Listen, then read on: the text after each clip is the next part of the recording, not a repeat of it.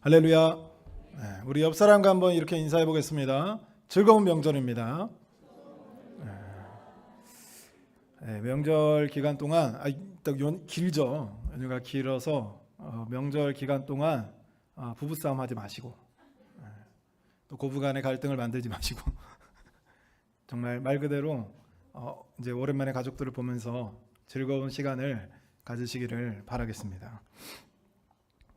제가 고등학교 때 그 친구가 한 명 있었는데 그 친구가 이 친구도 목사님 아들이었어요. 근데 저는 조금 바리새인 같은 아들이었고 그 친구는 날라리 같은 좀 그런 친구였어요. 이제 여러 의미로 이제 좀 문제가 있었던 거죠. 그래서 그 목사님 아버지가 이 아이가 예수를 못 만나서 그렇다. 그래서 예수를 만나게 해야 되겠다. 그래서 방학 동안에 애가 연락이 안 돼요. 옛날에는 핸드폰이 없다 보니까 이제 서로 집에다 전화하고 했거든요. 집에 전화하면 집에 없대요. 방학 동안에 애를 못 만났어요. 그러다가 이제 학기가 시작돼서 만났어요. 그래서 아니 너 대체 방학 동안에 연락이 안 된다. 그랬더니 그동안에 얘기를 하는 게 뭐냐면 이 수련회가 끝나면 저 수련회. 이 집회가 끝나면 다음 집회. 그래서 방학 내내 집회에 있었다는 거죠. 이제 아버지는 그렇게 해서라도 예수를 만나게 하려고 했던 거예요. 근데 결국에는 못 만난 거죠. 못 만났습니다. 그래서 우리가 왜 그런가? 그 열심을 제가 뭐라고 하는 건 아니에요. 그렇게 해서라도 예수를 만나게 하고자 하는 아버지의 마음, 그를 변화시키려고 하는 아버지의 마음을 부정하진 않습니다. 근데 우리가 여기서 명심해야 될 게 하나가 있어요. 여러분의 그 신앙생활을 시작함에 있어서 가만히 생각해 보십시오. 여러분이 하나님을 찾았습니까? 아니면 하나님이 여러분을 찾았습니까? 잘 헷갈리시는 거예요. 여러분이 하나님을 찾았어요. 나 이제부터 하나님 만나야겠다. 나 이제 예수의 사람이 될 거야. 다 말리지 마. 나 사자굴수고에 갈 거니까. 이러고 가셨어요? 아니면 아주 우연찮게 생각지도 못하게 아니면 우리 이제 어린 친구들은 태어나니까 다니고 그러니까 우리가 하나님을 찾은 적이 없어요. 항상 누가 찾아요? 하나님이 우리를 찾아요. 할렐루야. 그게 이제 우리가 하나님을 만나는 그 신앙의 시작점에서 중요한 핵심입니다.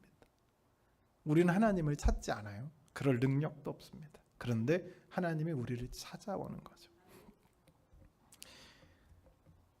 오늘 본문에서도 하나님 모세를 찾아갑니다. 이 오늘 본문의 말씀은 모세가 하나님께 사명을 받고 이제 출애굽을 시작하는 그 여정의 시작점이에요.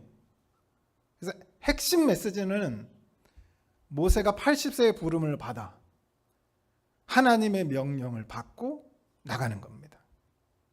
자, 근데 여기서 좀 구체적으로 모세에게 어떤 일이 있었고 어떤 마음이 있었고 어떤 과정이 있었는지 좀 살펴보는 거예요. 하나님께서 모세를 찾아온 거죠.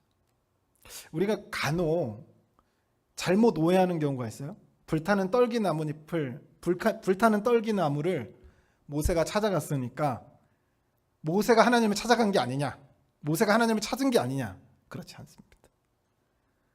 모세는 그냥 신기한 거고 하나님이 모세에게 관심을 끈 거죠. 그러니까 하나님이 찾아온 거예요. 여기서 모세가 끊임없이 하나님은 모세를 불렀겠죠. 근데 모세가 그날 반응한 거예요.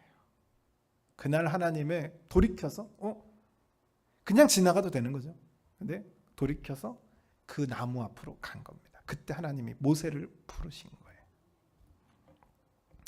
그럼 당시 모세의 상태는 어땠냐? 모세가 성공한 삶이라서 하나님이 부른 게 아닙니다. 하나님에게 그런 건 의미가 없어. 성공했든 안 했든, 뭐 부자든 부자가 아니든, 뭐 가난하든 가난하지 않든, 뭐 사회적 지위가 높든 낮든, 많이 배우든 적게 배웠든 상관없어요. 예수님의 제자들은 다 대부분이 어부였습니다. 배움이 없는.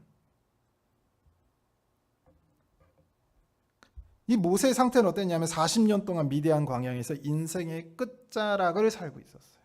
무슨 삶을 살고 있었다고요? 인생의 끝자락. 이제 80세입니다. 80세예요. 80세. 이제 인생이 마지막 이제 노후를 준비하는 차원을 넘어서 이미 노후에 들어섰고 이제 마지막을 준비해야 되는 나이죠. 심지어는 재산이 없어서 누구의 양을 치고 있는 내 양이 아닙니다. 모세의 양이 아니라 오늘 본문 딱 1절에 보면 장인의 양을 치고 있어요. 그러니까 재산도 없는 거죠. 그러니까 나이도 많고 재산도 없고 사회적 위치도 추락해버려. 그래서 왕자였던 40년 전의 모습은 이미 희미해지고 영광도 사라지고 이제 열정도 사라지는 그때였습니다. 그때 하나님이 모세를 부른 거죠. 모세가 하나님을 찾은 게 아닙니다. 하나님이 모세를 찾아온 거예요. 항상 그랬던 것처럼. 그때 하나님이 불타는 떨기나무를 통해서 모세에게 찾아오신, 불타는 떨기나무는 아무 의미가 없습니다. 불타는 떨기나무는 오로지 하나님이 모세를 찾아왔다는 증표예요. 그게 답니다. 거기에다가 뭐 신비스러운 어떤 해석을 할 필요도 없어요. 이단들처럼. 그저 모세에게 찾아오신 그 과정을 보여주는 거죠. 모세가 하나님을 40년 동안 막 찾아 헤맨 게 아닙니다. 하나님 미디안에 있으십니까? 어디에 있으십니까? 모세가 40년 동안 하나님을 찾아서 만난 게 아니에요. 모세는 하나님을 찾지 않습니다. 우리가 그런 것처럼. 애쓰고 힘써서 하나님을 찾다가 드디어 만난 사건이 아닙니다. 하나님이 모세를 찾아온 사건. 이게 중요한 거예요. 계속 강조하죠. 하나님이 모세를 찾아온 사건. 뭘까요? 그 성경에 있는 인물들 한번 봅시다. 노아가 하나님을 찾았나요? 하나님이 노아를 찾아왔어요.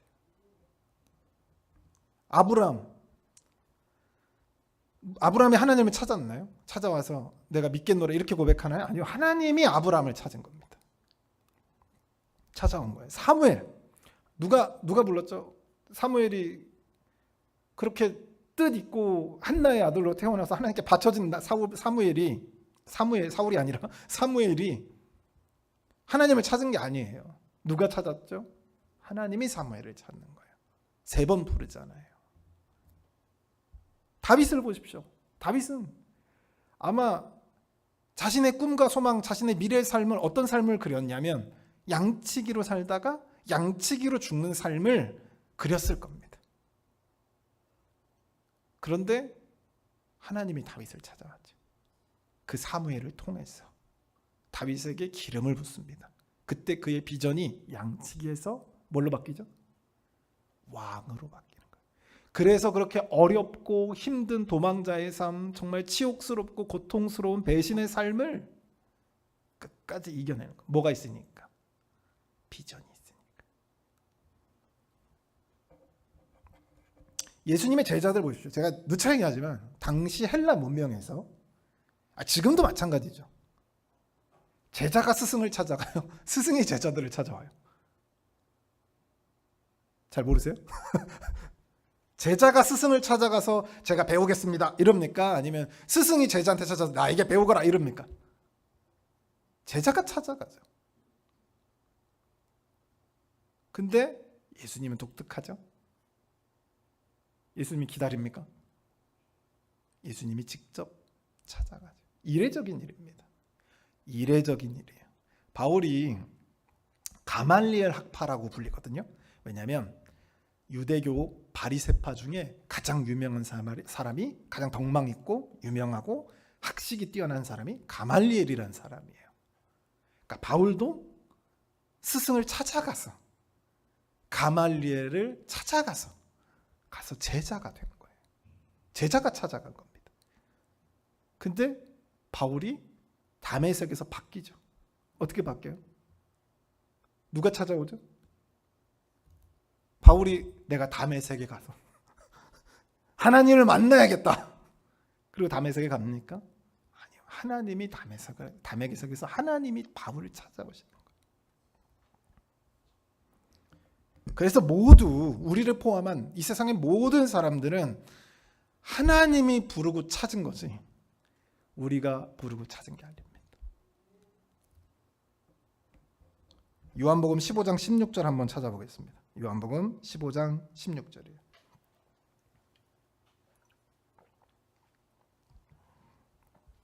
요한복음 15장 16절입니다. 요한복음 15장은 12장까지, 요한복음 12장까지는 세상을 향해서 예수님이 막 얘기하고 세상을 설득하고 세상 사람들에게 말씀을 좀 이랬다면 13장부터 십자가 이제 군사들에게 끌려가기까지 13장부터 15장이 거기에 속해 있는 거죠. 어디에다 포커스를 두냐면 제자들에게 포커스를 둡니다. 그러니까 자기는 조금 있으면 이제 잡혀서 가거든요. 죽으러 가요. 그러면 누구를 걱정해? 자기를 걱정해야 될 거 아니에요? 근데 예수님이 13장부터 쭉 잡히시기까지 누구 걱정을 하고 있냐? 제자들 걱정을 해요. 내가 잡혀가고 나서 이들이 어떤 상심을 할 것인지, 이들에게 닥칠 고난 속에서 이들이 어떻게 견뎌낼 것인지 걱정하시는 거죠. 자기는 지금 십자가로 갈 건데. 이 상황에서 15장 16절에 이렇게 얘기합니다. 너희가 나를 택한 것이 아니요 누가? 내가 너희를 택하여 세웠다. 이렇게 표현합니다. 지금 우리가 이 자리에 앉아 있는 것도 우리가 하나님을 찾아서 이 자리에 앉아 있는 게 아닙니다. 하나님이 나를 찾아 부르셨기 때문에 이 자리에 있는 것이죠. 할렐루야. 이게 우리의 신앙의 시작하는 시점의 아주 핵심적인 내용이에요. 그리고 하나님께서 부르시기만 한 게 아니에요. 하나님 왜 불렀을까요? 하나님 모세 왜 불렀죠? 하나님 불러가지고 모세를 위로하려고 불렀을까요? 너 힘들지. 40년 동안 미디안 광에서 너무 힘들었지. 왕자였는데 여기서 그냥 재산도 없이 장인어른 그냥 눈치만 봐가면서 양이나 치면서 그렇게 사는 게 너무 힘들었지. 이렇게 위로하려고 찾아오신 게 아닙니다. 하나님 그렇게 한가한 분이 아니에요. 하나님이 의미 없거나 아무 목적 없이 누구를 부르거나 누구를 찾아가지 않습니다. 여러분 너무나 잘 알고 있는 것처럼 하나님 모세를 왜 찾아갔어요? 왜 찾아갔죠? 심심해서 찾아간 거 아니잖아요. 왜 찾아가요? 출애굽시키려고. 그 핵심적인 인물로 누구를 선택한 겁니까? 모세를 선택한 거예요.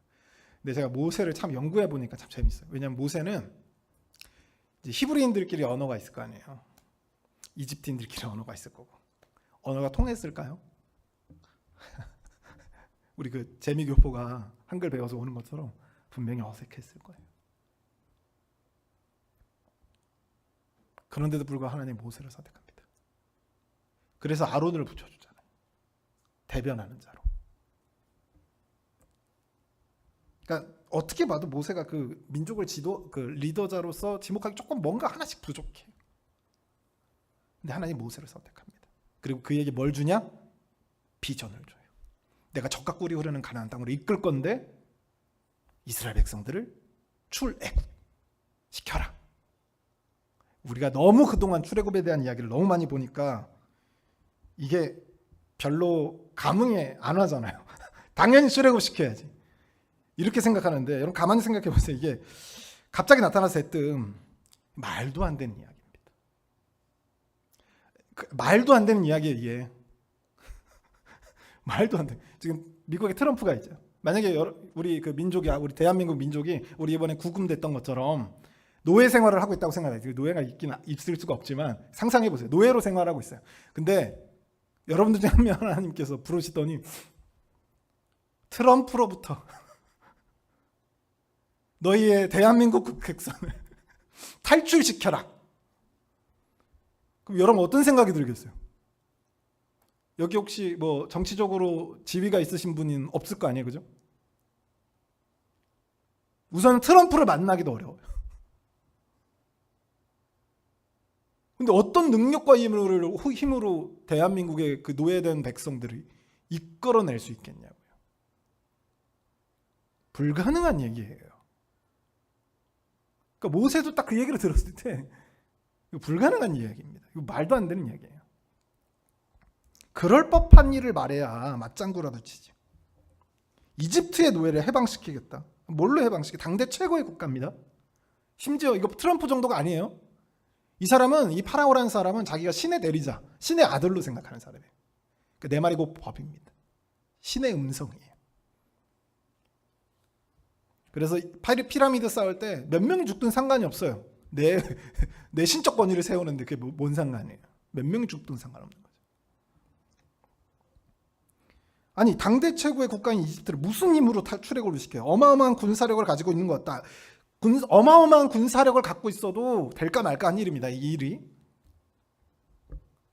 엄청난 재력이 있어도 이거 불가능한 일이에요. 근데 심지어 모세는 80세에 무일푼이고 지금 장인어른의 기대서 살고 있는 사람입니다. 능력이라는 코딱지만큼도 없어요. 그런 사람에게 하나님이 가서 해방시키름 이렇게 얘기하는 거예요. 이게 어떤 이야기냐면, 제 아들이 이제 2명 있는데 이제 둘째가 2살이에요. 2살. 15개월 됐습니다. 16개월인가? 헷갈리는데 한 2살 됐어요. 2살인데 하나님이 갑자기 나타나서 우리 시온이에게, 시온아, 내년에 서울대 의대를 들어가거라. 네? 내년에? 저 3살인데요. 그래, 3살인데 서울대 의대를 들어가거라. 그럼 우리가 어떻게 생각해요? 하나님이 서울대 의대를 입학하라는 말이 아니라 부모님과 함께 견학을 가라는 얘기구나. 그래서 서울대 의대에 가서 학식을 먹고 오는 거죠. 그렇게 해석하잖아요, 우리가. 왜? 우리 능력에는 그 정도밖에 보이지가 않아요. 아니, 3살에 어떻게 서울대 의대를 가요? 불가능한 얘기지. 모세도 마찬가지고 그거보다 더 불가능한 일입니다. 근데 하나님 그 불가능한 일을 모세한테 시키는 거예요. 말이 안 되죠. 그러니까 내가 할 수 있는 능력 안에서 상상할 수 있는 게 딱 그것밖에 안 되는 거예요. 내가 상상하는 만큼 볼 수 있는 겁니다. 내가 상상하는 만큼 갈 수 있는 거예요. 여러분의 자녀들 공부 열심히 해요? 공부 열심히 하십시오, 자녀들. 왜 공부를 자녀들이 열심히 안 하냐면 상상이 안 가요. 상상이 안 갑니다. 볼지를 못해요. 내가 이만큼 할 수 있다는 거. 여기 우리 여기 공부 시키잖아요. 애들이 이제 보통 평균이 다 90점대가 넘어요. 근데 이제 막 중학교 1학년 올라와서 이제 막 시험을 보려고 하는 애들은 어떤 느낌이냐면, 저는 90점을 맞을 수 없어요. 두렵고 떨리죠. 80점이라도 맞았으면 좋겠어요. 그런데 어김없이 시험 보면 90점을 맞아요. 그럼 그때부터는 생각하는 것도 보는 것도 달라집니다. 그러면서 보는 거예요. 내가 90점 맞을, 또는 95점 맞을, 또는 정교권을 갈 상상하고 보는 거. 그전에는 못 봤어요. 그러니까 우리의 능력 안에서 보는 겁니다. 그게 우리 한계예요. 근데 하나님 모세에게 출애굽시켜. 모세의 능력 안에는 볼 수가 없는 겁니다. 우리는 그러한 능력이 없어요. 그래서 보통 우리가 어떻게 반응하냐면, 모세도 똑같았어요. 모세 어떻게 반응하냐면, 내가 누구기에? 라고 대답해요. 내가 누구기에 파라오 앞으로 가겠습니까? 라고 얘기합니다.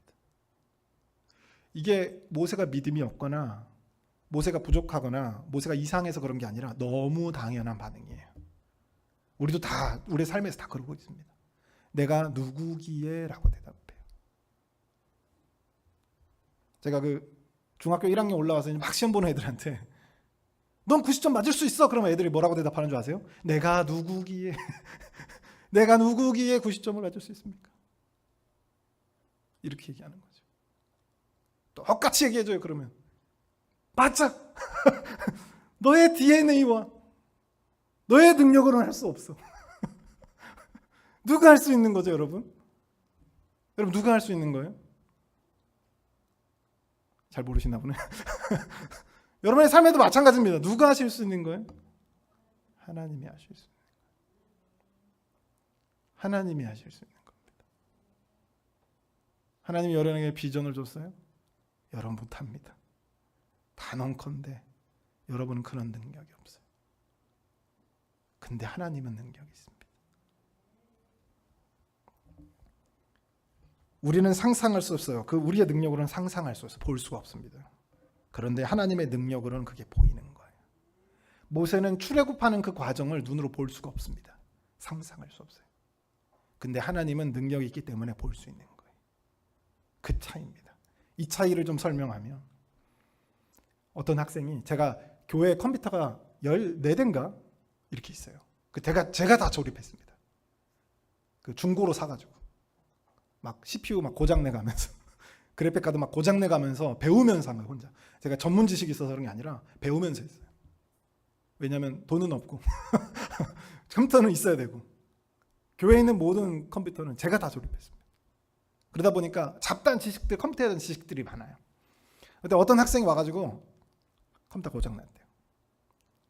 아무리 자기가 해보려고 해도 모르겠대. 부팅은 되는데 모니터에 화면이 안 나온대요. 왜? 그 친구는 능력이 없으니까 뭐 할 수 없어요? 볼 수가 없어요. 어떻게 고쳐야 할지, 어떻게 해야 될지 잘 모르는 거예요. 근데 저는 딱 그 증상을 듣고 갖고 와. 그러더니 아주 간단해요. 메모리를 뺐다가 다시 꽂았어요. 부활하신 거죠. 애가 막 놀라는 거예요. 우와! 저는 이미 그 증상을 들었을 때 제가 고칠 수 있는 걸 알았어요. 왜냐하면 내 능력은 그걸 고칠 수 있으니까. 볼 수가 있는 거예요. 근데 그 아이는 어떻게 얘기했냐면, 이거 버리고 새로 사야 되겠습니다. 갔어요. 이렇게 얘기하는 거예요. 그러니까 능력이 있으면 보이는 거고, 능력이 없으면 안 보이는 게 당연한 겁니다.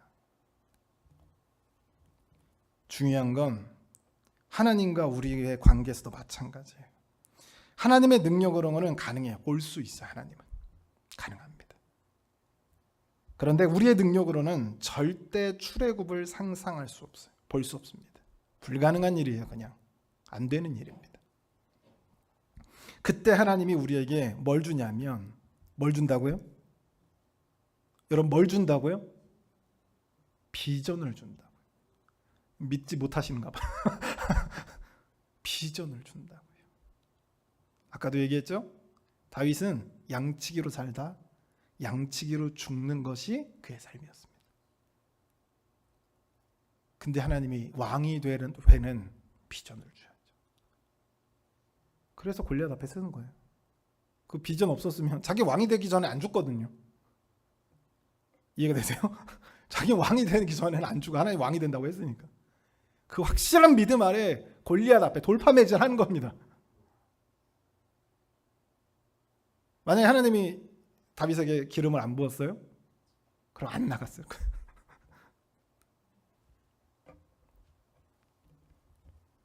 하나님은 우리에게 뭘 주냐면, 불러서 비전을 줍니다. 철학적으로 비전이라는 뜻은 어떤 뜻이냐면, 보지 못하는 것을 보는 능력입니다. 다시, 보지 못하는 것을 보는 능력입니다. 보이지 않는 미래를 보는 능력이에요. 그게 비전입니다. 하나님이 비전을 주신다는 것은 내 능력으로는 상상할 수 없는 일이에요. 볼 수 없는 일입니다. 생각조차 없는 일을 볼 수 있게 만드시고, 꿈꾸게 만드시고, 실행하시게 만드시는 것. 우리에게 그래서 내 능력으로 보이지 않는 것을 하나님의 능력으로 보게 만드는 것이 비전이라는 거죠. 할렐루야. 하나님의 비전으로 볼 수 있는 우리가 되기를 주님의 이름으로 소원합니다.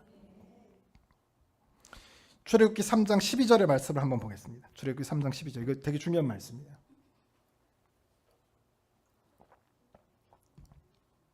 출애굽기 3장 12절. 우리가 10절까지 읽었죠?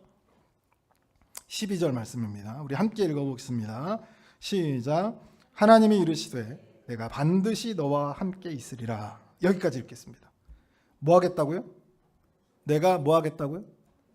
반드시 너와 함께 있겠다라고 얘기합니다. 이게 이제 한글로 보니까 이게 좀 잘 체감이 안 되는데, 여기서 동사 있겠다라고 하는 이 동사가 어디하고 똑같냐면, 나는 스스로 있는 자다 라고 하는 존재론적 동사를 똑같이 씁니다. 이 히브리어 언어로 보면 명확하게 나오는데, 이 말은 내가 너와 함께 있겠다, 이게 손잡고 내가 함께 가줄게, 이게 아닙니다. 네가 어디 있든 내가 함께 있을게, 이 정도가 아니에요. 이게 무슨 뜻이냐면, 히브리어 원어로 보면 이건 존재론적으로 하나님이 나와 함께 존재한다는 겁니다. 그러니까 이 앞에서 모세가 뭐라고 하냐면, 내가 누구이기에 파라오한테 갑니까? 난 능력이 없습니다. 이렇게 얘기하니까 하나님이 뭐냐면, 내가 그러면 너와 존재론적으로 함께 할게 라고 하는 이야기예요. 이게 종합적으로 무슨 얘기냐면, 내 능력으로 할 수 없는 일을 하나님 모르시는 게 아니에요. 하나님 모세한테 너 파라오한테 가서 이스라엘 이끌고 출애굽해, 이거 모세의 능력으로는 불가능하다는 걸 하나님 모르는 게 아닙니다. 너무나 잘 알아요. 누구보다 더 객관적으로 잘 아십니다. 그래서 모세의 나의 능력에 근거하지 않고 하나님의 존재의 근거에 이 일을 하시겠다고 선포하는 거죠. 쉽게 얘기하면, 내가 너와 함께 하겠다라고 하는 이 이야기는 모세 너의 능력으로 내가 일하지 않고 나의 능력으로 일할 테니 걱정하지 말고 가라는 겁니다. 그러니까 하나님이 그런 거예요. 하나님이 우리를 부릅니다. 그리고 뭘 준다고요? 비전을 줘요. 그리고 그 비전이 가능하다, 우리 능력으로 가능하다고 불가능하다고요? 불가능하다고. 그때 하나님이 뭐라고 선포하는 거예요? 예수님도 마찬가지죠. 신약성경에도 계속 마찬가지입니다. 너와 함께 있겠다, 이거 똑같은 이야기입니다. 내가 너와 존재론적으로 능력 있고 힘 있고 세상을 다스리는 권세가 있는 나 하나님 여호와, 스스로 있는 나 하나님 여호와가 존재론적으로 너와 함께 있겠다. 네가 하는 모든 일에, 네가 하는 모든 역사에 내 능력으로 그 일들을 해나가겠다는 거죠. 그 이야기입니다. 그래서 하나님은 부르시고 비전을 주시고 능력으로 함께 하시는 거죠. 기독교 역사를 한번 보십시오. 불가능의 연속입니다.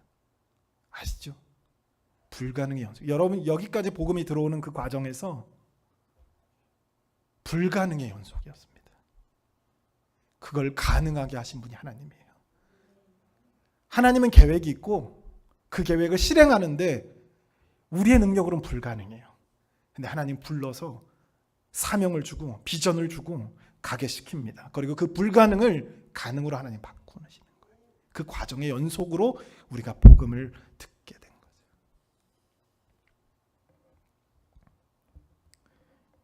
여기서 중요한 것은 모세가, 그리고 우리가 하나님의 비전을 품은 것이라는 거예요. 그래서 볼 수 없는 것을 어떻게 만드는 거죠? 볼 수 없었던 것을 어떻게 되는 거예요? 볼 수 있게 되는 거죠. 그게 비전입니다. 그래서 볼 수 있게 되었을 때 우리가 달라요. 더 이상 내 능력으로 사는 게 아닙니다. 달라요. 그래서 홍해 앞에서 선포할 수 있었던 거죠. 누가? 모세가. 드디어 모세가 비록 처음에는 못 봤어요. 하나님이 출애굽해 그랬더니 아이 무슨 소리예요? 라고 대답했던 모세가 드디어 그 10가지 재앙을 거쳐가면서, 이거 이집트 혼내주려고 하나님이 10가지 재앙 내린 게 아닙니다. 그 과정 속에서 이스라엘 백성들과 모세가 깨닫게 된 거예요. 하나님이 누구신지, 스스로 있는 자가 어떤 존재고 어떤 의미인지 깨닫게 된 겁니다. 그래서 모세가 바뀌었어요. 드디어 볼 수 없던 사람이 볼 수 있게 된 거예요. 그래서 이스라엘 백성들 끌고 홍해로 갔는데 앞에는 홍해가 있고 뒤에는 이집트 군대가 따라옵니다. 죽이려고. 그래서 이스라엘 백성들 난리가 났어요. 우리 무덤이 없어서 여기 죽이려고 우리 찾아왔냐, 여기까지 데리고 왔냐. 그때 모세가 뭐라고 합니까? 다 조용히 해. 그리고 어떻게 얘기해요? 다 조용히 해 너네. 지금 이곳에서 너네는 가만히 하나님이 하시는 일을 보라 라고 얘기하죠. 할렐루야. 이게 비전을 품어서 볼 수 없었던 것을 보게 된 사람들의 반응이라고 하는 거죠. 우리 모두는 하나님의 부르심을 받은 자들입니다. 단 한 명도 하나님이 사명이 없는 사람이 없어요. 비전이 없는 사람이 없어요. 하나님 쓰시고자 하시는 곳이 있어요. 그래서 불렀습니다. 하나님 심심해서 우리를 부른 게 아니에요. 하나님이 나 같이 예배 드릴 사람이 있었으면 좋겠어요. 그래서 부른 게 아닙니다. 그런 사람 필요 없어요. 하나님께 찬양할 사람들 필요 없어요. 하나님이 쓰실 사람이 필요합니다. 이스라엘 백성들이 그 누구도 다 제사 안 드리는 사람이 없었다니까요. 근데 사무엘상에 들어왔을 때 하나님이 하나님의 사람이 없어서, 하나님이 쓸 사람이 없어서 고통해하고 있는 거예요. 그때 하나님의 사람 사무엘이 태어나는 겁니다. 하나님의 비전을 품은 사람. 그래서 불가능을 가능으로 바꾸는 사람. 여러분을 향한 하나님의 부르심에 목적이 있습니다. 비전이 있고 사명이 있어요.